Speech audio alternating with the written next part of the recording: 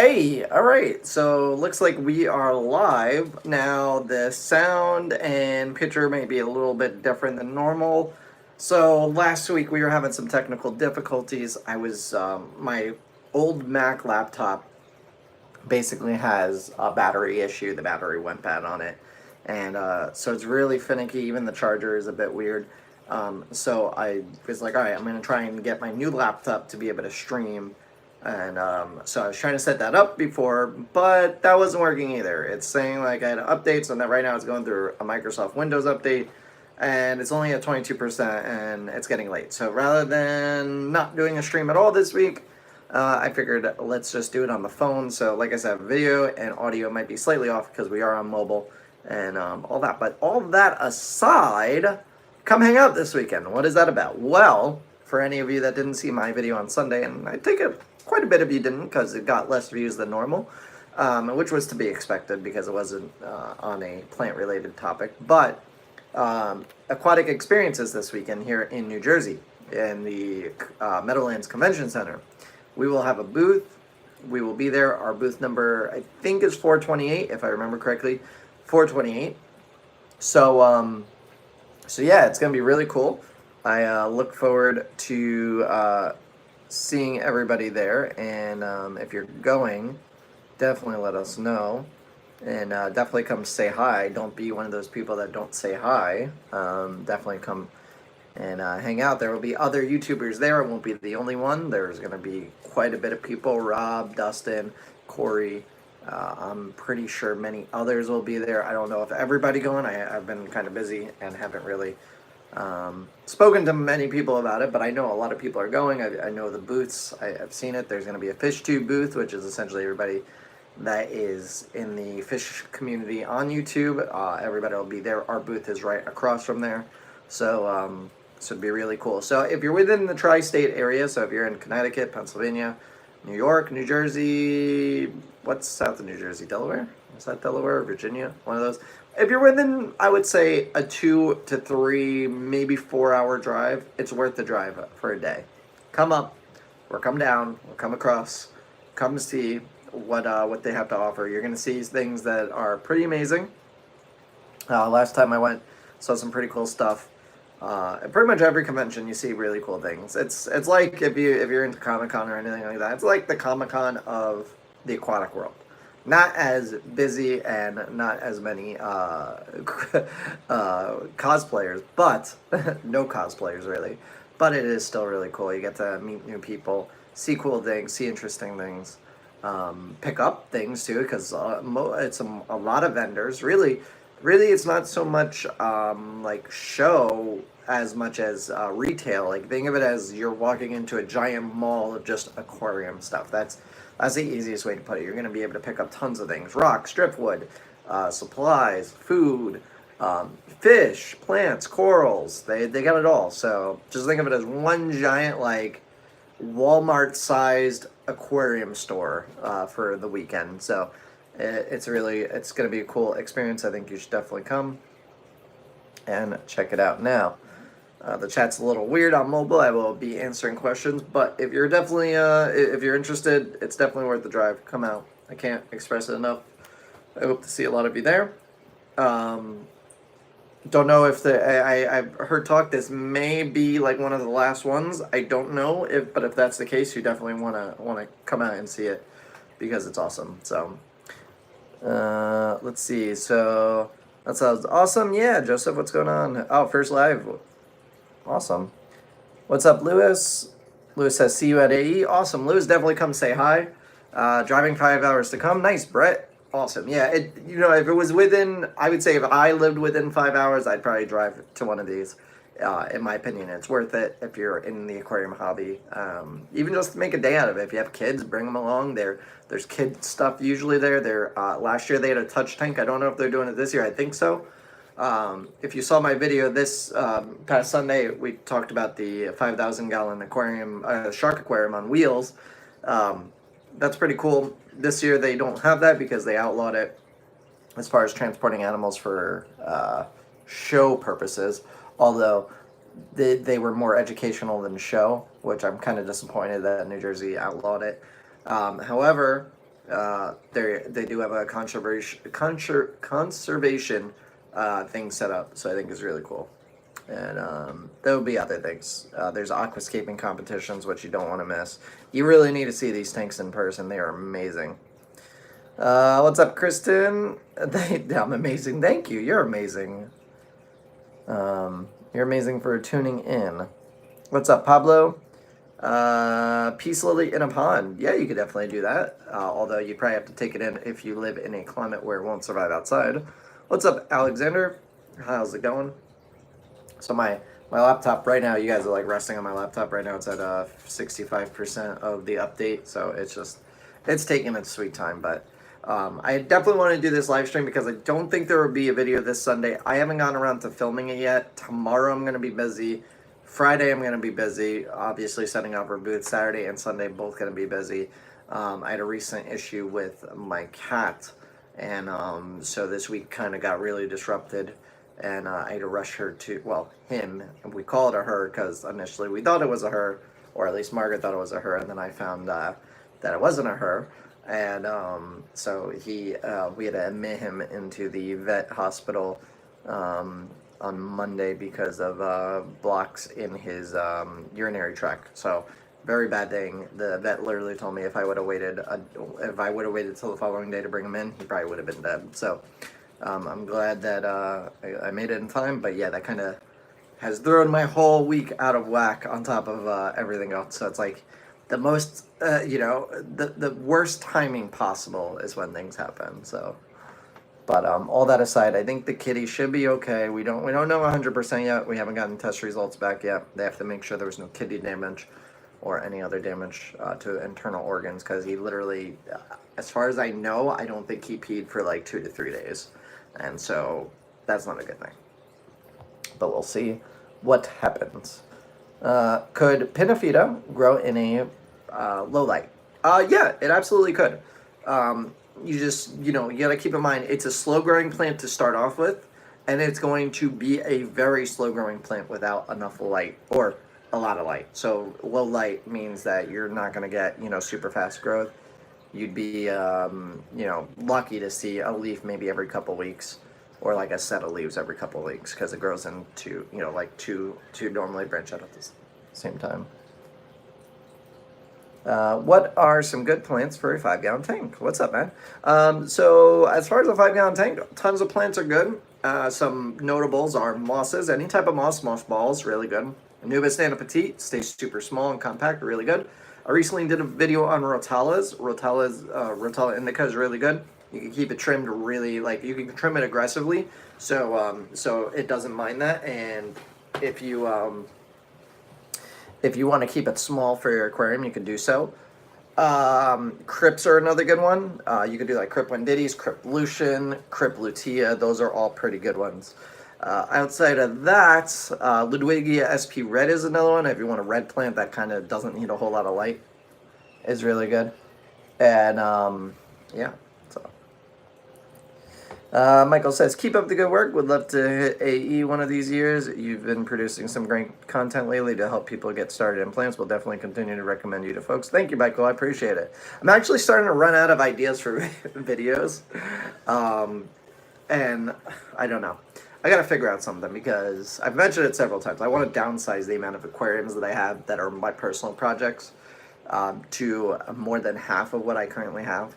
I'm just running out of ideas to do videos on unless I'm doing like tank setups and stuff because I've almost covered every plant we sell, and so I'm kind of like really running out of ideas. So we'll have to see what I come up with in the upcoming weeks. Why do peace lilies do well even though they are not pond plants? Well, peace lilies are really easy plants. They are able to be in water because they are a marginal plant.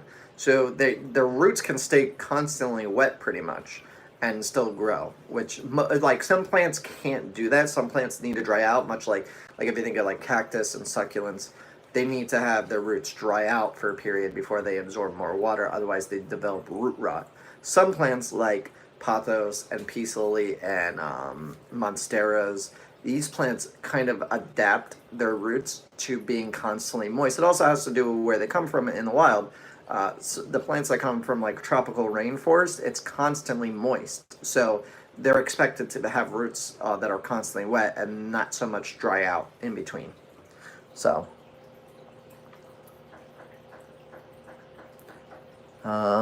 Brett says, "Do you think easy grain twice a week is suffice, or I guess sufficient, for a 30-gallon with lots of red plants?" Yeah, that's probably good. I don't see why not.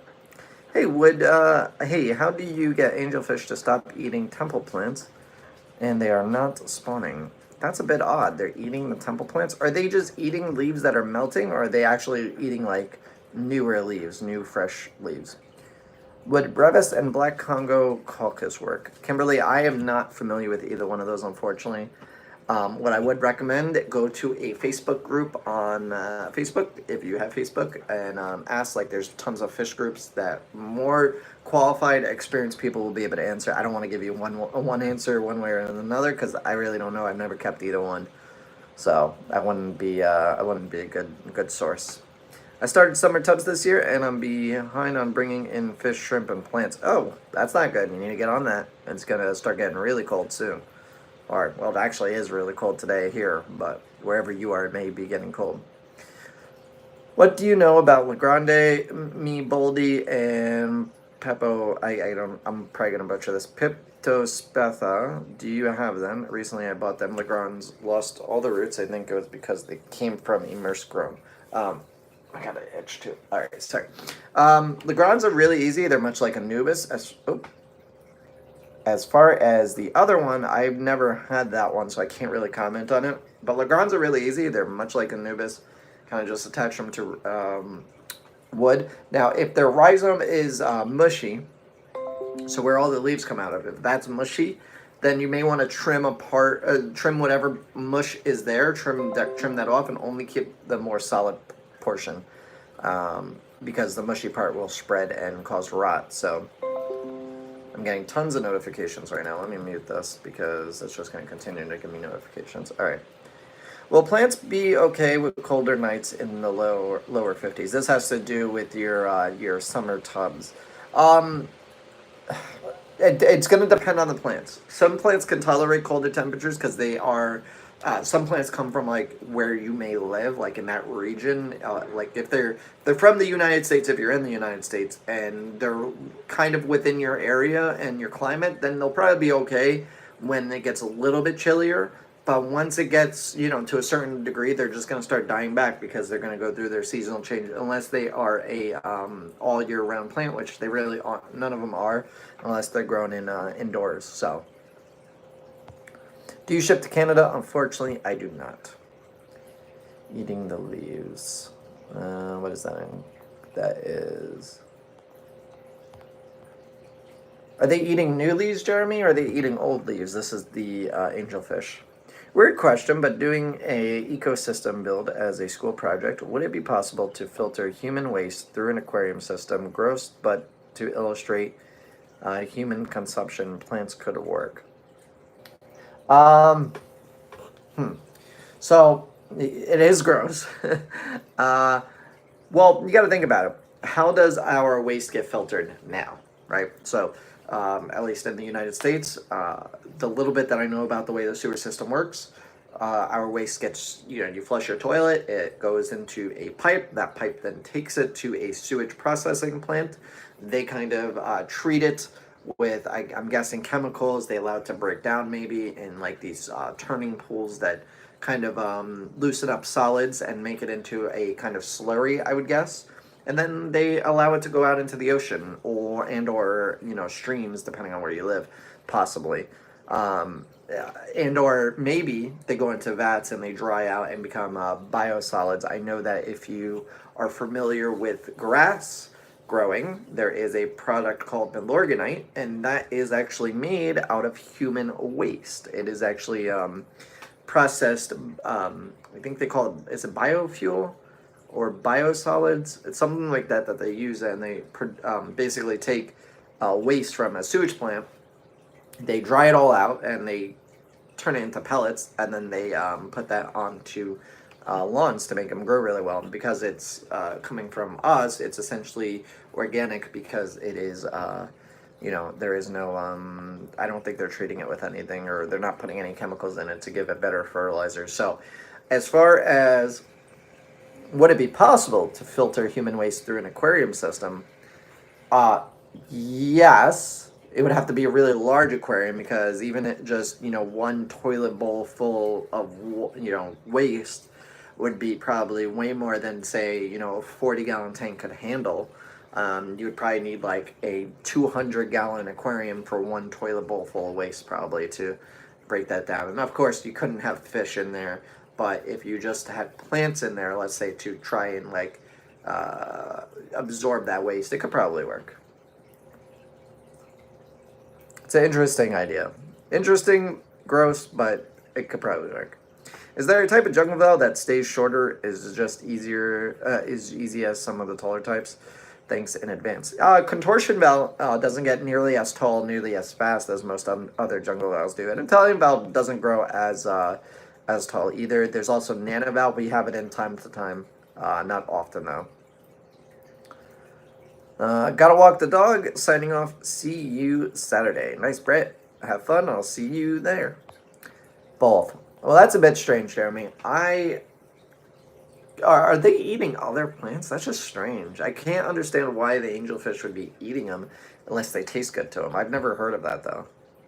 What's up, Scottish Aquatics? You was looking for new ideas for videos? Well, doing a human waste aquarium is an idea. That it is, but I don't particularly have an interest in doing that. But it is an interesting school project to work on.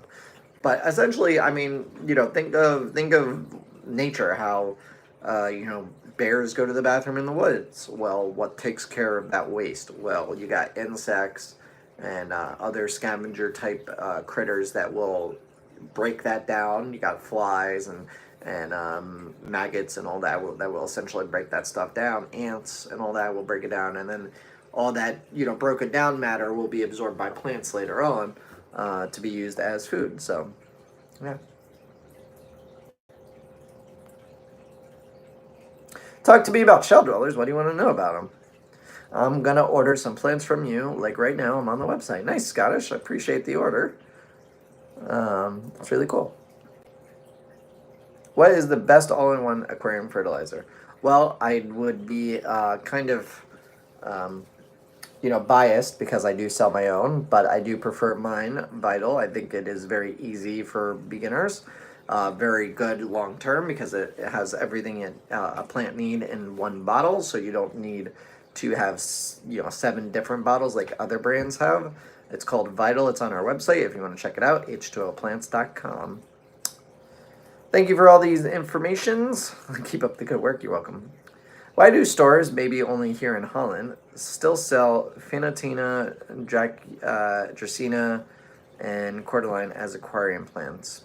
Well, here's the reason why. And if you haven't seen my Petco video of like what plants not to buy from Petco, there's actually a whole list of plants that they'll just throw in aquariums and act as if they're aquatic. And it's because of the lack of education. And, going back to, many years ago, far beyond my length in the hobby, my years in the hobby. If you go back maybe 40, 50 years, those plants were like some of the first plants that people probably used in their aquarium. If you think about it, like they saw a plant, oh, it's sitting in water, let's put it in our aquarium. And for the most part, those type of plants will grow underwater for a period of time, but eventually it'll come to a point where it can't grow constantly submerged, and then it will die. Like the Dracaena species are like the bamboos, the straight or the curly bamboos. We even sell those, but we sell them as pond plants or marginal plants, not fully submersible plants, because they're not. Even though they could technically be fully submerged for a time, eventually they won't survive. So it's just lack of education. The thing is like when you own a store and you got to pay rent and you got to pay all these bills, you're looking for any means of upselling a customer. So a customer comes in for a fish, oh, you know what you need with that? You need a plant. So here's a plant. And it just so happens that those type of plants are really cheap to buy as a business owner, and it's a really easy sell because you know whatever it costs. Let's just say that plant costs 50 cents. They sell it for $5. You know, that's a lot of markup right there. So it's easy for these people to push these things, and and they don't really know much about them. That's the problem. Is you have business owners and or employees at these stores that just don't know any better, and that's just lack of education. You know, if I owned a store, let's say I was, oh, whoops, just kicked my whole desk. Anyway, let's say if I was to own my own aquarium store, you know, or be a manager at a big box store, I would make sure that I educated my employees and educated the customers that would be coming in about certain products. So, yeah, as far as why stores do that, they all do. They all sell these plants. Fittonia is I think that's the aluminum plant. It's not aquatic either, but.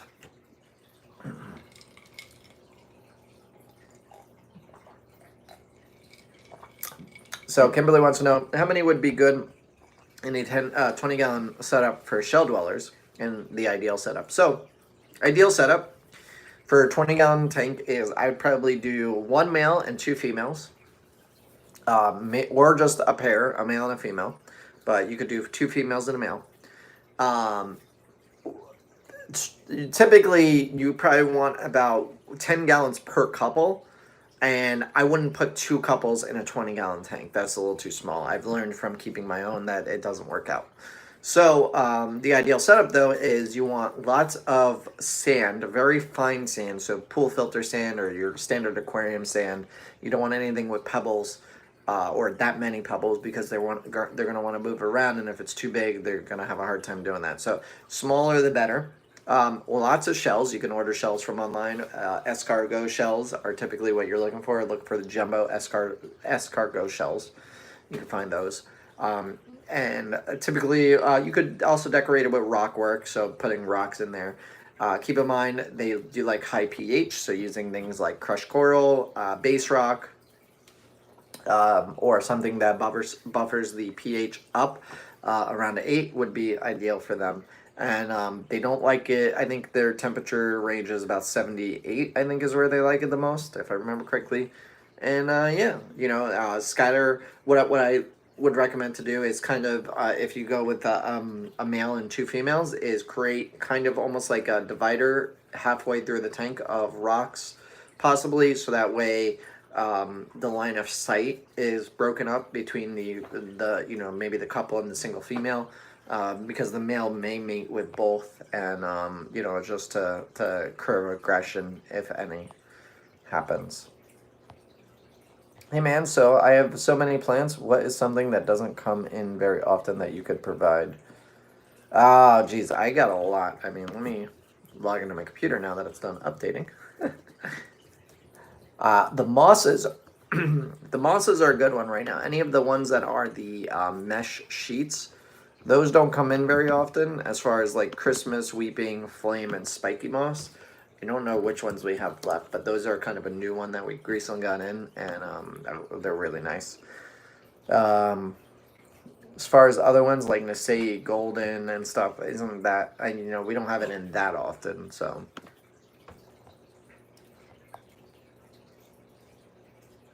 Let's see. Jeremy, as far as the temple plant, I mean, if they're just eating it and it's still growing, it's not such a big deal. But if they're destroying it, maybe remove it. But if it's not harming the tank, I would probably just leave it. Let them do what they want. I planted a small Vesuvius sword in my high-tech tank. It has grown a lot and has gotten pretty tall. It appears to be very healthy, but hasn't sent out any runners. How long should runners take to appear? It could take, it's like a wide range. It could happen within a week or two, or it could take months. It may be that the runners are trying to push through. Maybe you have compacted substrate. That's a bit harder for them to spread out. But usually I get mine really quickly, so it could just be taking time. I wouldn't necessarily think of anything bad. Well, you could try, put a root tab, see what happens, give it a little extra oomph, a little extra nutrients and see what happens. At a recent fish swap, I picked up new Anubis larger leaf, and after 2 days, in one of my aquariums, 2 of the leaves were eaten down. I thought that they were not tasty to my plecos like swords are. Oh, that's a bit strange. But what could have happened, Joseph? When you take a plant and you take a plant from somebody else's tank and put it in your tank and it starts to melt, the plecos love melting plant matter. They're gonna suck on that because it's soft. It's easy for them to slurp up basically. So so that could be essentially what happened there. I wouldn't necessarily think that they ate it. It probably just started melting. How do you sex shell dwellers? Well, I do believe the females are much smaller than the males, and the males are a lot larger. I don't remember off the top of my head. There is a way. I would say you definitely need to look into it online, though. I can't remember off the top of my head. I know that I have 2 males and 1 female currently in my setup, which isn't ideal. What are good plants for a high pH tank? Definitely Anubis, Java ferns, Amazon swords can tolerate it. Those are just some basics. And I mean, high pH, how high are we talking? Like 9 or? So excited for this weekend. Awesome, Victoria. You're coming out, I assume. I hope to see you. Make sure you stop by, say hi. And we will have plants for sale, so if you're looking for any plants too to bring home with you, we'll have plenty. We're also going to be running rock really cheap because I need to get rid of all the remaining rock that I have. I'm hoping to get rid of like 99% of it, if not all of it, this weekend. So I'm selling it for literally cost, $2.50 a pound. How do I know what plant needs what type of care, especially with all my high-tech plants? That's tricky. As far as like when it comes to having a lot of plants, I kind of just throw them all in there and I see what grows with the amount of care that I'm going to give. The 75-gallon, I had a bunch of rare plants in there. I threw them all in there and like half of them died out, half of them survived, and the half that survived, all right, let's do that. But I'm not gonna, I have so many aquariums, it's hard for me to go out of my way to like make sure that that plant grows, especially when it's on my own personal tank. Like if it's the tanks for the business to be able to sell plants, we're a little bit more, cautious and a little bit more attentive to it. But when it comes to my own personal thing, I just kind of throw it in and see what happens. But as far as the type of care, just try and get plants that are similar in like requirements and maintenance and growth. Like you don't want what you don't want is a ton of you don't want like half the tank to be lots of fast growing plants and the other half of the tank to be slow growing plants, because you're going to be constantly doing maintenance on the fast growing ones, and the slow growing ones are just going to kind of sit there, and it's going to require much more maintenance. So if you're going to go, if you don't mind doing a lot of maintenance, do all fast growing plants. And if you don't want to slow down on the maintenance, do all slow growing plants, so that way you don't have to do as much. But yeah. Any ideas why Ludwigia would suffer from stem rot? It's possible it's transitioning into your tank if it's new, and or the roots got too buried, and or you didn't trim them enough. Sometimes when plants get root rot, or stem rot, it's because they didn't get enough light to their bottom leaves, and the stem just wasn't able to grow properly. So what's your favorite growing medium and favorite budget light? I like the Fluval 2.0. I don't know if that's a budget light. Another option if it's smaller tank is the Asta 20s. As far as growing medium, well, like the aqua soils are good. The contra soil that I've been using is pretty good. We used to sell it. I think we're all out though. Seachem fluorite's not too bad. So I've had pothos in my aquarium for 4 months and it's not growing and it's not dying. What could be the possible reasons? That's a bit strange. I'd have to see pictures of what it's doing. Victoria says, yes, I will go broke planting my tanks. We will see you there, live 15 minutes away. Oh, awesome. So Victoria, you're in my area then. We live about 15 minutes away from the Meadowlands also. So that's great. It's going to be a fun weekend if you haven't been there before. It's very fun, very tiring. This year I'm glad that they didn't do it on a Friday, because last year they had a Friday, Saturday, Sunday, which I can understand if it wasn't New York, New Jersey, because New Yorkers and New Jerseyans, is it New Jerseyans? I guess that's how you would call it. They don't take off work for fish conventions, so it's best to have it on a Saturday and Sunday, especially in October. Like nobody's taking off work. And it's great that it just so happens to fall on Columbus Day weekend because many people will have off on Monday, which will encourage them to come. And on top of that is that as far as us, because Monday is a holiday, we can't ship out on Monday. So we don't really miss 2 weeks now because if, like, say they did it the following weekend, then we wouldn't ship out this Monday or the following Monday. So we'd only be shipping out on the Wednesdays. So it kind of bogged down our system. So I'm glad that they did it on the weekend that they did it on. Makes my life a whole lot easier. If I wanted to grow some plants emerge like Amazon swords, how would I do so the best? Well, the best way to kind of grow plants immersed is to have like a tank that is, like a big tank that's filled like 75% up with water and the top portion isn't. And that way the plants can grow up out. There's still enough distance between the light and where the plants are growing out of. And because the tank is larger and there's a larger volume of water around it, it'll be able to evaporate and keep a high humidity. With that said, if you have like an enclosed paludarium type setup or one of those tanks that have like the sides and the backing, that's even better. You could add misters. You can get like a little misting kit that they sell for reptiles, put it on like the corner of the tank and keep it about halfway drained, and when just have a mist every couple hours, and that would work out really good as well. Did you go to Aquashella? Unfortunately I didn't. It's just been a little too busy. Don't really want to leave the baby. I enjoy her being this small. It's a lot of fun, and flying out for a weekend is tough. Especially because we're already doing this weekend, and Aquashella was just like 2 weeks ago, so it's a lot to do in 1 month. If maybe during the summer, I don't know if we're gonna do Reefapalooza this year. I might just go to Aquashella and not vend there, just attend. Kind of. We'll see. We'll see what happens. I don't know. But no, I didn't go to Aquashella, but I would like to. I think it's a really cool idea.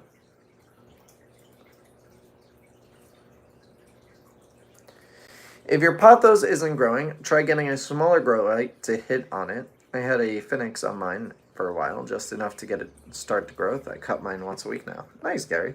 Yeah, pothos, though, is a really low light plant, so I'm kind of having a hard time believing it isn't growing. I think it may be something stunting its growth. Maybe it's not getting enough nutrients because it's a fast-growing plant.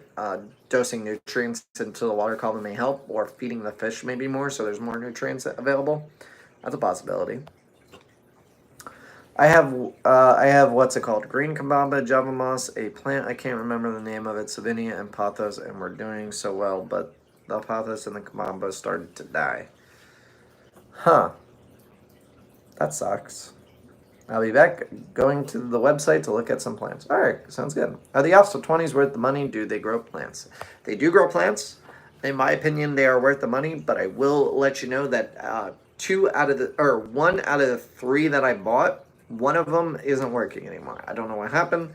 I don't know if it burnt out. I don't know if it was my fault. It just stopped working. I haven't bothered to try and fix it because I don't really... The tank kind of just... I gave up on the tank. I want to take it down, drain it, and get rid of it because it's annoying. So we'll see what happens.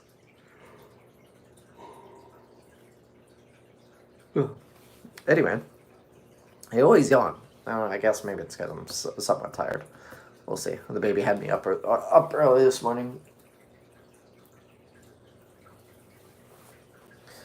Anyway, we got a couple minutes left. About another 10 minutes. Feel free to ask any questions that you may have. Let's see.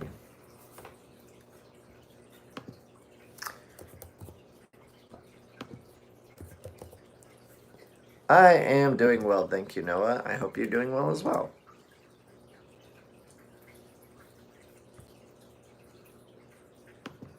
Let's see here.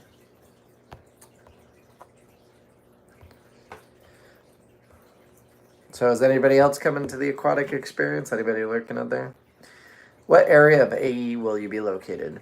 All right, so in roughly about the middle, slight middle to the left is the fish tube booth, and we're right on the.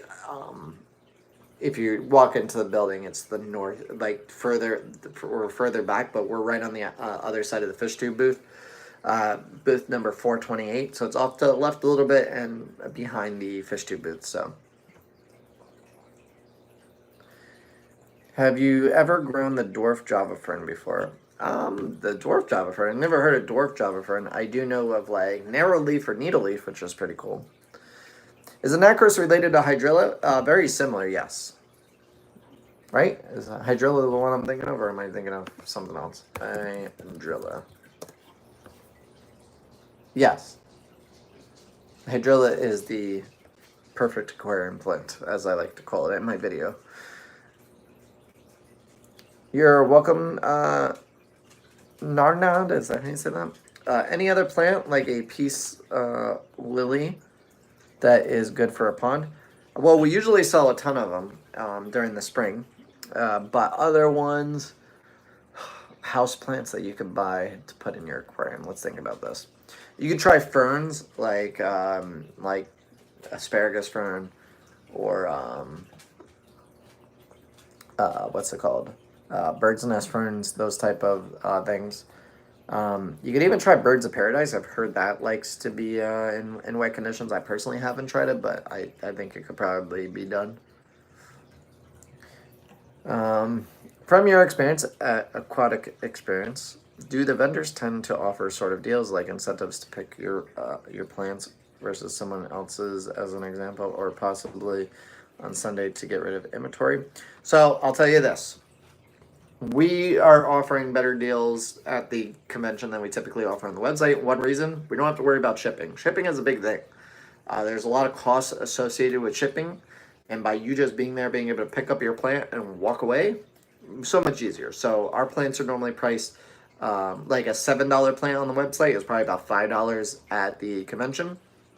On top of that, we usually have a buy 4 get 1 free. So essentially, you get 5 plants for $20. Works out, unless you buy like the more expensive. Sometimes some plants are like around the same price as the website because we try and price them as cheap as possible now. So some plants may be $10 at the convention and still on the website because I can't really do much more. I can't do better on the price. But so the buy 4 get 1 free is a good deal. We also offer at the show. We'll be offering spend $100 get a free bottle of fertilizer. So that's there. Driftwood, buy 3 get 1 free, I think it is, that we had last year. We'll have it again this year. And as far as when the best time to buy plants or anything at the convention is, it's definitely Sunday. I would say by noon.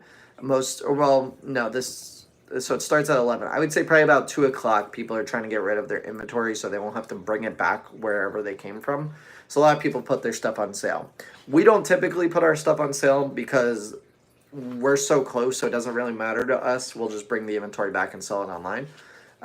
It's only if I have specific things that I don't want to bring back that I may have ordered specifically for it. But also you have to keep in mind that by 2 o'clock on Sunday, I'm going to be sold out of a lot of things. So we may not have exactly what you're looking for. Even if we were to run a special, let's just say we did like buy 2 get 1 free kind of thing on plants. We may be out of the specific plants that you're looking for by then. So just keep that in mind. With most vendors, if you see something that you really want and you're going to regret not getting it because you're going to hold out to get a better deal later, get it then because it may be gone by the time you're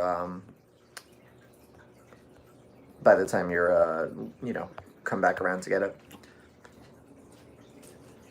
Oh, not outdoors. My pond is in the apartment. Well, the plants that I mentioned will work. Also, we have tons of plants, like I said, in the spring that come in, like, what is it? Why am I drawing a blank right now? Water celery is a good one. Typically only found in the springtime.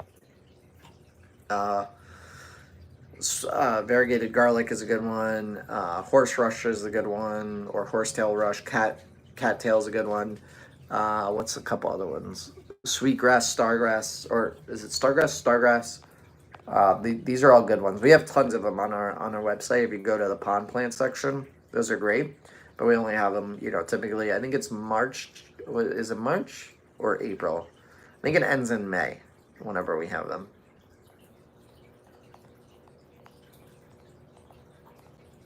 Thank you, Epic Beard. Thank you. Aqua Balls. Hello, everyone. Good evening. Good evening. I recently bought some plants at Aquashella. Was hoping you could tell me a bit about them. I got Helicthenium green. Well, that is Pygmy Chainsword. Gratiola viscudula. That one is a stem plant. It's a little bit harder to grow. The Grandes, those are really easy to grow. So the Pygmy Chainsword, which is the first one, really easy to grow, simple plant. We sell a lot of it.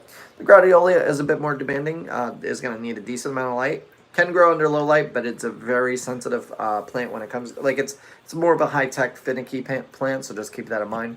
The Lagrandes are a or Lagrange. I think some call them what is it, Lagrange or something like that. Or Lagrandier. I can't remember how the one guy said it. He said the name, and I'm like, that's how you say that? I just call them Lagrands.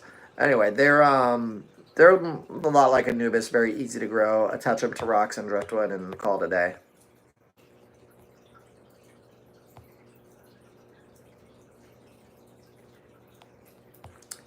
Makes perfect sense. Thank you so much. I'll see you on Sunday, sometime near opening. Coming from Long Island, my first ever fish convention. Nice, Sean. Yeah, it's that's a bit of a hike, Long Island, but it's worth it. I think you'll have fun. Just, you know, earlier you get there, the better. Stargrass, I would love to get some of that. Yeah, we'll have it back in. Well, if you're talking about the pond stargrass, we'll have that in the spring. Also, Monte Carlo, Sagittaria, and an AR Mini. So those are all also easy plants to grow. Monte Carlo, you know, low to medium light. Highlight is better with it. CO2 can help. Sagittarius sublata, that's dwarf sag, very easy plant. Pretty much doesn't need really any care. Plants it and call it a day. AR Mini, pretty good plant. You do trim it often though. Don't let it just continuously grow. Just keep trimming it. It likes to be trimmed. Joe Coffee says, I was looking for you at the GCCA this past weekend, but I guess that you couldn't make it. What is the GCCA? I've never heard of that. Monte Carlo is an easy plant to grow. Looks good too. Yeah, it's a really good plant and it's super easy. Hey, so question. About to order spiky moss and some flame moss. I have $10 off in trimming, but want to do $50 free plant or fertilizer. Do I need to still spend $50? Yeah, so after it should trigger one, like you need to go up to $60, apply the coupon code, and then go to your cart, and then it'll give you the option to buy a plant. If you go to the cart, do $50, apply the $10, that knocks you down to $40, and then it won't give you the option, assuming it's working correctly. I read that boost wants 81 to 88 degrees. What is your experience with it in temp-wise? Franklin, I have it in a tank that is really low to the ground in my basement. Probably one of the coldest tanks there. Probably about 68 degrees and just growing fine. Keep in mind there is algae in the tank because I haven't really kept up with it, but the booze is growing just fine. So I mean, ideally, yeah, 81 to 88 might be good, but you can keep it in lower temperatures. Don't believe everything you read online. I've grown plants in many things that people say can't be done.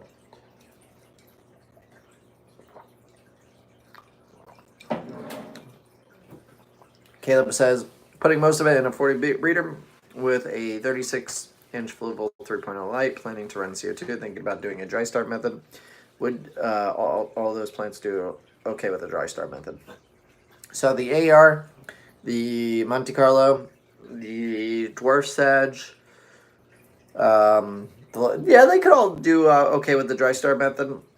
Yeah, I think it would be fine.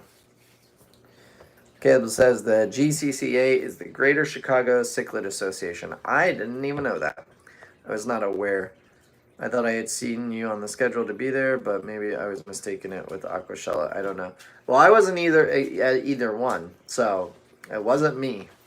I'm sorry if they did put me on there. I was not notified that I was attending. Nobody told me. But no, that was not me, unfortunately. I mean, if they listen, I'm always down to come out to clubs if they are willing to, if it's somewhere I got to fly to, if they're willing to cover those expenses. I will definitely come out and, give a talk, a presentation, whatever they want to do. I have no problem with that. They just obviously have to pay for the means to get there, and and or hotel if it's needed, because it could be pricey traveling. But yeah, I'm always down. So if you talk to the Cichlid Association, see if they're interested in having me come by. Tell them to contact me, or information's on the website, Instagram, Facebook, anything like that, and they could set it up. No problem with that. Dogs are barking at something. I also bought a Madagascar Scarlet Lace bulb. Any tips on planting it, growing it? You kind of just want to set it on the substrate. Try and do, you're going to see a spot where it looks like leaves would come out of. You want to typically plant that with that facing up. And, just rest it on the substrate. It'll eventually start to sprout and, do well. Just make sure the bulb isn't mushy. If the bulb ever goes mushy, it's no good. And that's all there is to it, pretty much.